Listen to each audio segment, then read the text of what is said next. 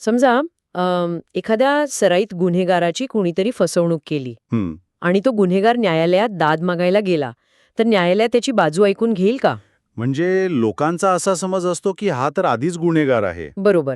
म्हणजे हा माणूस मुळातच वाईट आहे, मग याच्यावर कशाला विश्वास ठेवायचा, असं म्हणून न्यायालय त्याला थेट बाहेरचा रस्ता दाखवेल का? हो ना. मानवी मन नेहमीच अशा सोप्या समीकरणांकडे धाव घेत असतं. अगदी. एखाद्या व्यक्तीचा स्वभाव रागीट किंवा लबाडीचा असेल, तर त्यानेच हा घोळ घातला असेल, असा निष्कर्ष आपण अगदी सहज काढून मोकळे होतो. पण कसं आहे, कायद्याच्या जगात आणि न्यायालयाच्या प्रक्रियेत हे असं चालत नाही. एक्झॅक्टली. आणि म्हणूनच आजच्या आपल्या या सखोल चर्चेत आपण एका खूपच इंटरेस्टिंग विषयावर बोलणार आहोत. माझ्यासमोर आज भारतीय पुरावा कायद्याचे संदर्भ आणि नव्या भारतीय न्यायसंहितेच्या म्हणजे BNSच्या मसुद्यांच्या काही प्रती आहेत. अच्छा. या सर्व कायदेशीर नोंदींचा वेध घेत असताना एक असा विषय समोर येतोय जो कायद्याच्या विद्यार्थ्यांसाठी खूप कळीचा आहे. तो म्हणजे तथ्यांची सुसंगती. बरोबर. आणि त्यातही विशेषतः एखाद्या व्यक्तीचं शील किंवा ज्याला आपण चारित्र्य म्हणतो, ते न्यायालयात पुरावा म्हणून केव्हा ग्राह्य धरलं जातं आणि केव्हा नाही. बरं. या सर्व नोंदींमधून जो आकृतीबंध समोर येतोय ना, तो खरोखरच अचंबित करणारा आहे. आपण आज विशेषतः कलम 46 ते 50 या कलमांवर लक्ष केंद्रित करणार आहोत. कायद्याचा अभ्यास करणाऱ्या आणि परीक्षांची तयारी करणाऱ्या विद्यार्थ्यांसाठी हे विश्लेषण खूप महत्वाचं ठरणार आहे. कारण बऱ्याचदा कायद्याची ही कलमं वाचताना ती थोडी क्लिष्ट वाटतात. अगदी बरोबर. पण या कलमांच्या मुळाशी एक अत्यंत स्पष्ट असा तर्क आहे. न्यायालय भावनांवर किंवा ऐकीव गोष्टींवर चालत नाही, तर ते पुराव्यांच्या काटेकोर नियमांवर चालतं. हो. आणि परीक्षेत जेव्हा यावर प्रश्न विचारले जातात, तेव्हा केवळ कलमांचे आकडे लिहून चालत नाही. नक्कीच नाही. त्यामागील का आणि कसे हे स्पष्ट करावं लागतं. म्हणूनच आजच्या या चर्चेतून आपण अशा काही संकल्पनात्मक म्हणजे कन्सेप्च्युअल बकेट्सची निर्मिती करणार आहोत. म्हणजे परीक्षेच्या वेळी उत्तरे लिहिताना कमीत कमी वेळेत जास्तीत जास्त मुद्दे मांडता येतील.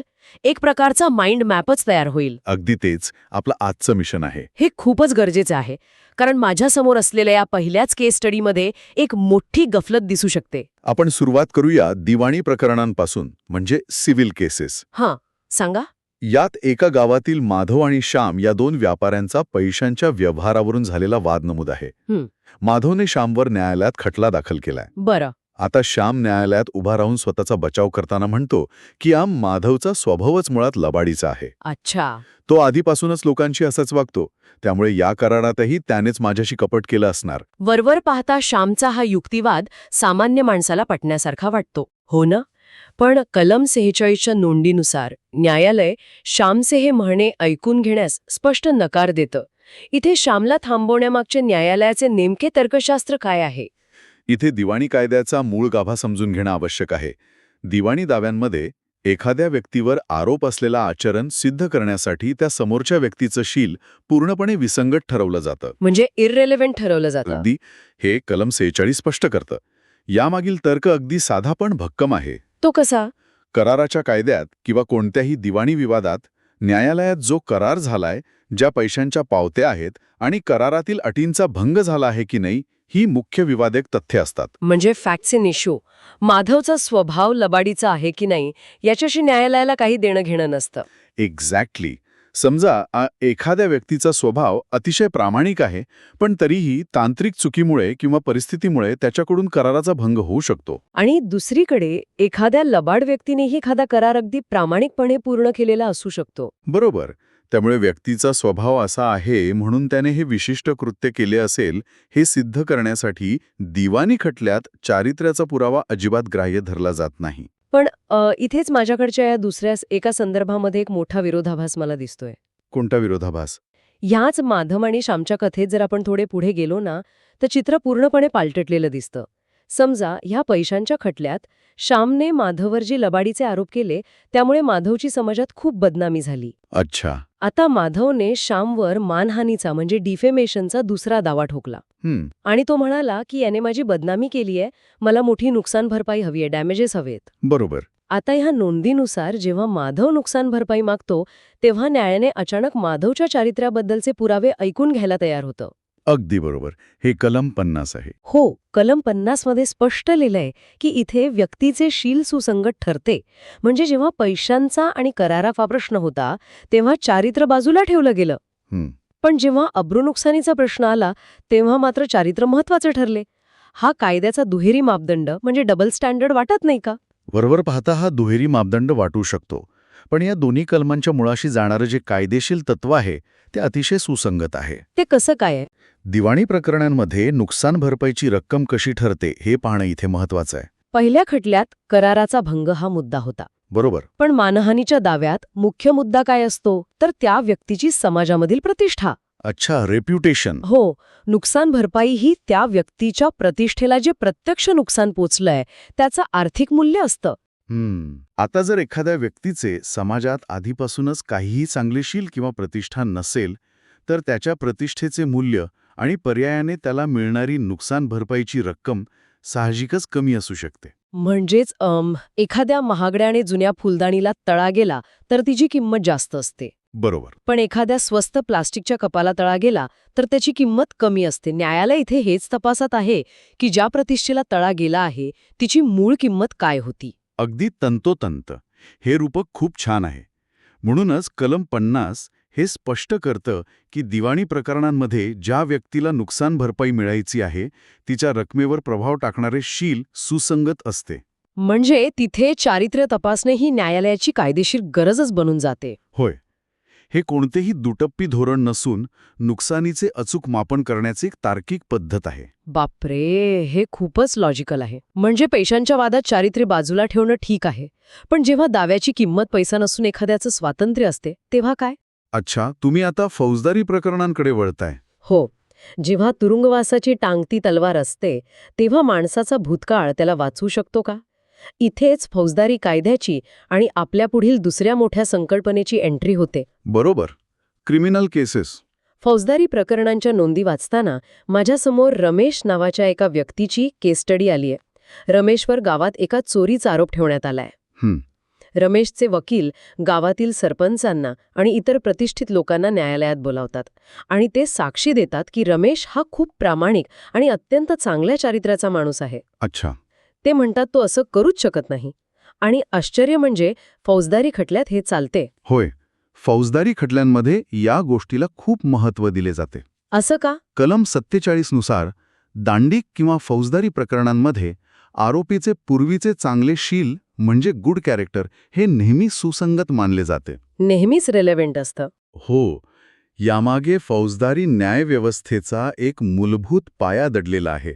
भारतीय न्यायव्यवस्थेत जोपर्यंत गुन्हा सिद्ध होत नाही तोपर्यंत आरोपीला निर्दोष मानले जाते. Innocent until proven guilty. अगदी. आणि फौजदारी प्रकरणात गुन्ह्याची सिद्धता ही संशयापलीकडे जाऊन करावी लागते. Beyond reasonable doubt. बरोबर. जर एखादी व्यक्ती आयुष्यभर चांगल्या पद्धतीने वागली असेल, तिचे समाजात चांगले नाव असेल, तर तिने अचानक असा गंभीर गुन्हा का केला असेल असा एक रास्त संशय न्यायालयाच्या मनात निर्माण होऊ शकतो. अच्छा, म्हणजे हा संशय निर्माण करणे हाच बचाव पक्षाचा मुख्य हेतू असतो. अगदी बरोबर. त्यामुळे बचावाचा भाग म्हणून आरोपी स्वतःचे चांगले चारित्र्य न्यायालयात नक्कीच मांडू शकतो. पण इथे या प्रक्रियेतील एक अतिशय रंजक मेकॅनिझम माझ्या वाचनात आला आहे. कोणतं? रमेशच्या वकिलांनी रमेश खूप चांगला माणूस आहे हे सांगायला सुरुवात केली की समोरचे सरकारी वकील लगेच उभे राहून म्हणू शकत नाहीत की हा रमेश म्हणजे सराईत गुन्हेगार आहे. बरोबर. सरकारी वकिलांना असं करण्यापासून कायदा स्पष्टपणे थांबवतो. जोपर्यंत रमेश स्वतःहून मी चांगला आहे असा दावा करत नाही तोपर्यंत सरकारी वकिलांना तो वाईट आहे असा पुरावा देता येत नाही. हो, हे खरं आहे. हे तर अगदी एका पत्त्यांच्या खेळासारखं वाटतंय. गेम ऑफ कार्ड सारखं. कसं काय? म्हणजे जोपर्यंत बचाव पक्ष चांगल्या चारित्र्याचा पत्ता टेबलावर फेकत नाही तोपर्यंत सरकारी वकिलांना त्यांच्याकडचा वाईट चारित्र्याचा पत्ता उत्तरादाखल फेकता येत नाही. हे असंच काम करतं का? हे साधन्य या प्रक्रियेला अतिशय अचूकपणे स्पष्ट करतं. कायद्याच्या भाषेत यालाच कलम 49 म्हणतात. फौजदारी प्रकरणांमध्ये आरोपी वाईट शीलाचा आहे हे तथ्य सुरुवातीला पूर्णपणे विसंगत असते. म्हणजे ते सुरुवातीला सांगताच येत नाही. नाही सांगता येत. सरकारी वकील खटल्याच्या सुरुवातीलाच न्यायाधीशांना असे सांगू शकत नाहीत की हा माणूस वाईट आहे त्यामुळे त्यानेच हा गुन्हा केला असेल. अच्छा, अधिक बनवला आहे, बरोबर? अगदी बरोबर. यामागचं कारण मला मानवी मानसिकतेशी जोडलेलं दिसतंय. सरकारी वकिलांना आधीच हा पुरावा मांडू दिला तर न्यायाधीशांच्या मनात आरोपीबद्दल एक पूर्वग्रह निर्माण होऊ शकतो. होय, प्रेजुडिस निर्माण होऊ शकतो. जर खटल्याच्या सुरुवातीलाच आरोपीचा सगळा वाईट भूतकाळ न्यायाधीशांसमोर मांडला तर मानवी स्वभावानुसार कुणालाही वाटू शकतं की हा माणूस मुळातच गुन्हेगारी प्रवृत्तीचा आहे. बरोबर. पण सध्याच्या गुन्ह्याचा निर्णय हा केवळ त्या गुन्ह्याच्या पुराव्यांवरच आधारित असायला हवा, आरोपीच्या भूतकाळावर नाही. अगदी. न्यायाधीशांना या मानवी कॉग्निटिव्ह बायासपासून दूर ठेवण्यासाठीच कायद्याने ही भिंत उभी केली आहे. खरंच की. पण यात एक अत्यंत मौद्रेचा अपवाद आहे जो या नोंदींमध्ये स्पष्टपणे नमूद आहे आणि परीक्षेच्या दृष्टीनेही तो अत्यंत महत्वाचा आहे. कोणता अपवाद? कलम 49चे स्पष्टीकरण 2 सांगते की जर त्या आरोपीला या आधीच्या एखाद्या गुन्ह्यात शिक्षा किंवा दोषसिद्धी झाली असेल, ज्याला आपण प्रिव्हियस कन्व्हिक्शन म्हणतो, अच्छा. तर मात्र तो जुना रेकॉर्ड त्याच्या वाईट शीलाचा सुसंगत पुरावा म्हणून सुरुवातीलाच ग्राह्य धरला जाऊ शकतो. म्हणजे जर रमेशला या आधीही 3 वेळा चोरीच्या गुन्ह्यात शिक्षा झाली असेल तर तो अधिकृत पुरावा न्यायालयात नक्कीच दिला जाऊ शकतो? अगदी बरोबर. तिथे तो पत्त्यांच्या खेळाचा नियम लागू होत नाही, कारण ती एक सिद्ध झालेली कायदेशीर वस्तुस्थिती असते. हां, आता मला समजलं. आता आपण सामान्य फौजदारी गुन्ह्यांवरून अशा गुन्ह्यांकडे वळूया जे अत्यंत गंभीर आणि समाजाच्या मानसिकतेवर थेट प्रहार करणारे आहेत. हां, नक्कीच. माझ्यासमोर आता नव्या भारतीय न्याय संहितेचे म्हणजे BNSचे काही मसुदे आणि कलम 48च्या नोंदी आहेत. बरं. या नोंदी महिलांवरील अत्याचाराचे गुन्हे किंवा बलात्कारासारख्या अतिशय संवेदनशील गुन्ह्यांशी संबंधित आहेत. बरोबर. बऱ्याचदा आपण पाहतो की अशा प्रकरणांमध्ये आरोपी स्वतःला वाचवण्यासाठी पीडितेच्या चारित्र्यावर चिखलफेक करण्याचा प्रयत्न करतो. हो, दुर्दैवाने असं खूप वेळा होतं. तिचे चारित्र्य हनन करण्याचा प्रयत्न करतो. हा बचावाचा एक खूप जुना आणि दुर्दैवी मार्ग राहिला आहे. अगदी बरोबर. पण आता BNS आणि पुरावा कायद्याचे हे कलम 48 यावर एक अतिशय स्पष्ट आणि अभेद्य अशी कायदेशीर भिंत उभी करताना दिसत आहे. होय, हा कायद्याच्या उत्क्रांतीतील सर्वाधिक प्रगतिशील बदलांपैकी एक भाग आहे. म्हणजे नक्की काय सांगतो हे कलम? भारतीय न्याय संहिता 2023ची कलमे 354, 376 आणि त्यांच्याशी संबंधित इतर उपकलमे, जी महिलांच्या विनयभंगाशी आणि बलात्कारासारख्या गंभीर गुन्ह्यांशी संबंधित आहेत, त्यामध्ये कायदा अतिशय कठोर आणि स्पष्ट भूमिका घेतो. जेव्हा अशा खटल्यांमध्ये संमती म्हणजे कन्सेंट हा प्रश्न विवाद्य असतो, म्हणजे आरोपी म्हणतो की पीडितेची संमती होती आणि पीडिता म्हणते संमती नव्हती, तेव्हा कलम 48 नुसार पीडितेच्या शीलाचा किंवा कोणत्याही व्यक्तीसोबतच्या तिच्या पूर्व लैंगिक अनुभवाचा साक्ष हा संपूर्णतः विसंगत ठरवला जातो. पूर्णपणे इरेलेव्हंट. हो, संपूर्णतः विसंगत. याला कोणताही अपवाद नाही. हे वाचताना जाणवतंय की कायदा इथे केवळ एक नियम सांगत नाहीये, तर समाजाच्या एका अत्यंत चुकीच्या मानसिकतेला म्हणजेच विक्टिम ब्लेमिंगला थेट आव्हान देत आहे. नक्कीच. अनेकदा जेव्हा एखादी दुर्घटना घडते तेव्हा समाजातूनच असा सूर निघतो की तिचं वागण्याच असं होतं किंवा तिचे कपडे असे होते. बरोबर, आपण हे खूप वेळा ऐकतो. पण कायदा इथे एक अतिशय स्पष्ट रेषा ओढत आहे की भूतकाळ म्हणजे वर्तमानातील संमती नव्हे. एखाद्या महिलेचा भूतकाळ काहीही असो, तिचा पूर्व इतिहास कसाही असो, तो वर्तमानात घडलेल्या एखाद्या विशिष्ट घटनेतील संमती सिद्ध करण्यासाठी वापरला जाऊ शकत नाही. न्यायालयात आरोपीचा वकील असे म्हणू शकत नाही की या महिलेचं चारित्र्य चांगले नाही, त्यामुळे तिने या घटनेला संमती दिली असावी. अगदी योग्य विश्लेषण केलं तुम्ही. संमती ही नेहमीच विशिष्ट घटनेसाठी, विशिष्ट वेळी आणि विशिष्ट व्यक्तीसाठी असते. ती एखादी सर्वसाधारण प्रवृत्ती असू शकत नाही. जुन्या काळात जेव्हा कायद्यात या स्पष्ट तरतुदी नव्हत्या, तेव्हा उलट तपासणी दरम्यान पीडितेच्या भूतकाळावरून तिला अनेक अपमानास्पद प्रश्नांना सामोरे जावे लागायचे. बापरे, हे खूपच भयंकर होतं. हो, पण आता कलम 48ने हे पूर्णपणे थांबवले आहे. परीक्षेच्या दृष्टीने विचार करताना अभ्यासकांनी हा मुद्दा केवळ एका कलमापुरता मर्यादित ठेवू नये. मग त्यांनी तो कसा मांडावा? त्यांनी तो मानवी हक्क, संविधानातील कलम 21 म्हणजे जगण्याचा आणि सन्मानाचा अधिकार आणि महिलांच्या सन्मानाच्या दृष्टीने टाकलेला एक महत्त्वपूर्ण कायदेशीर टप्पा म्हणून उत्तरामध्ये मांडावा. यामुळे उत्तराची खोली आणि वजन नक्कीच वाढेल. नक्कीच. या सर्व कायदेशीर तरतुदी आणि त्यांचा अर्थ समजून घेतल्यानंतर आता एका अत्यंत व्यावहारिक प्रश्नाकडे वळूया. बोला. या नोंदींमध्ये आपण वारंवार शील किंवा चारित्र्य हा शब्द वापरत आहोत, पण कायद्याच्या दृष्टीने या शब्दाची नक्की व्याख्या काय? हा एक अतिशय महत्त्वाचा प्रश्न आहे. कारण सर्वसामान्य माणसं ज्याला चारित्र्य म्हणतात तेच न्यायालय मानतं का? कायद्याने याची अतिशय नेमकी व्याख्या स्पष्टीकरणात दिली आहे. कलम 46, 47 आणि 49 नुसार शील किंवा चारित्र्य म्हणजे केवळ एकच गोष्ट नाही, मग काय आहे? तर ते ख्याती म्हणजे रेप्युटेशन आणि स्वभाव म्हणजे डिस्पोजिशन या दोन्हींचं मिश्रण आहे. अच्छा. या दोन शब्दांमधील फरक समजून घेणे अत्यंत महत्वाचे आहे. ख्याती म्हणजे समाज तुमच्याबद्दल काय विचार करतो, तुमच्या आजूबाजूच्या लोकांमध्ये तुमची प्रतिमा काय आहे. बरोबर. आणि स्वभाव म्हणजे तुम्ही खऱ्या अर्थाने आतून कसे आहात, तुमची नैसर्गिक प्रवृत्ती काय आहे. म्हणजे जर आपण याला एक रूपकात बांधायचे ठरवले एका मेटाफरमध्ये, तर स्वभाव ही ती मूळ वस्तू किंवा व्यक्ती आहे जी प्रत्यक्षात अस्तित्वात आहे. हां, आणि ख्याती ही त्या वस्तूची जमिनीवर पडलेली सावली आहे जी लोकांना दिसते. अगदी अचूक रूपक आहे. एकदम बरोबर. आणि कायद्याच्या दृष्टीने सर्वात महत्वाची गोष्ट म्हणजे पुरावा कायद्यात फक्त तुमची साधारण ख्याती म्हणजे जनरल रेप्युटेशन ग्राह्य धरली जाते. अच्छा, म्हणजे काय? एखादी विशिष्ट व्यक्ती एखाद्या विशिष्ट दिवशी कशी वागली, कोणती विशिष्ट कृती तिने केली, तो पुरावा म्हणून दिला जाऊ शकत नाही. समजा एखादी व्यक्ती रस्त्यावर कोणाशी भांडली, तर तो एक विशिष्ट प्रसंग तिचे कायमस्वरूपी वाईट शील ठरवू शकत नाही. कायदा साधारणपणे ती व्यक्ती समाजाच्या दृष्ट्यात कशी जगते यालाच महत्त्व देतो. हे खूपच इंटरेस्टिंग आहे. आता आपण या विश्लेषणाच्या अंतिम आणि परीक्षेच्या दृष्टीने सर्वात महत्त्वाच्या टप्प्यावर आलो आहोत. आपण दिवाणी दावे, फौजदारी खटले, गंभीर गुन्हे आणि शीलाची व्याख्या या सर्व नोंदी पाहिल्या. हो. पण परीक्षेच्या वेळी जेव्हा वेळेचा दबाव असतो तेव्हा हे सगळं कागदावर कसं उतरवायचे? तुम्ही सुरुवातीला संकल्पनात्मक कप्प्यांचा उल्लेख केला होता. होय, कन्सेप्च्युअल बकेट्स. या संपूर्ण माहितीची सुसूत्र मांडणी कशी करता येईल जेणेकरून विद्यार्थ्यांच्या हातावर कमी ताण येईल आणि उत्तरात एक स्पष्टता राहील? परीक्षेमध्ये जेव्हा शील किंवा चारित्र्याच्या सुसंगतीवर प्रश्न येतो तेव्हा निबंधासारखी सलग लांबलचक उत्तरे लिहिण्यापेक्षा संपूर्ण विषयाला 3 कप्प्यांमध्ये किंवा फ्रेम्समध्ये विभागणे अतिशय फायदेशीर ठरते.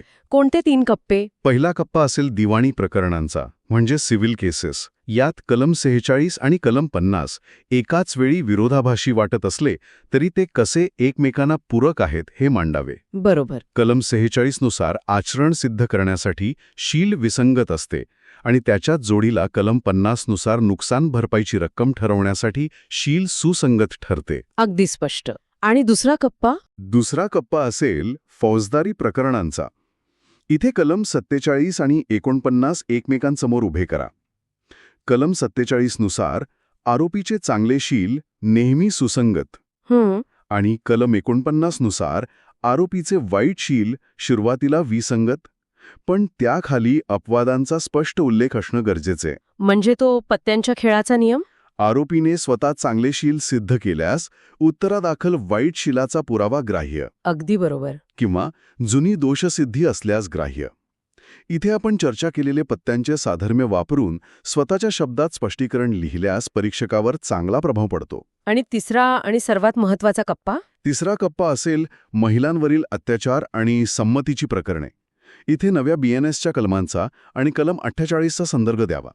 संमतीच्या विवाद्यक मुद्द्यावर पीडितेचे शील आणि पूर्वीचा लैंगिक अनुभव संपूर्णतः विसंगत असतो हे अत्यंत ठळकपणे नमूद करावे. एकदम परफेक्ट. अशा प्रकारे 3 स्पष्ट कप्प्यांमध्ये उत्तर विभागले तर परीक्षकाला एका दृष्टिक्षेपात विद्यार्थ्याची संकल्पना किती स्पष्ट आहे हे समजते. बरोबर. सोबतच ख्याती आणि स्वभाव यांच्यातील फरकाचा उल्लेख केल्यास उत्तराला एक कायदेशीर परिपूर्णता मिळते. या संपूर्ण नोंदींच्या विश्लेषणातून कायद्याची ही अतिशय गुंतागुंतीची वाटणारी कलमे एका सुस्पष्ट लॉजिकल प्रवाहात समोर आली आहेत. माधव आणि श्यामच्या दिवाणी वादापासून तर रमेशच्या फौजदारी खटल्यातील पत्त्यांच्या खेळापर्यंत आपण हे पाहिलं. होय. आणि महिलांच्या संमतीबाबतच्या अत्यंत महत्त्वपूर्ण पुरोगामी तरतुदींपर्यंत आपण पाहिलं की कायदा किती सूक्ष्म विचार करतो. नक्कीच. अभ्यासकांना परीक्षेची तयारी करताना या संकल्पनात्मक कप्प्यांचा नक्कीच खूप फायदा होईल यात शंका नाही. मलाही असंच वाटतं. पण हे सगळं विश्लेषण संपवताना एक अतिशय विचार करायला लावणारी गोष्ट यातून उभी राहते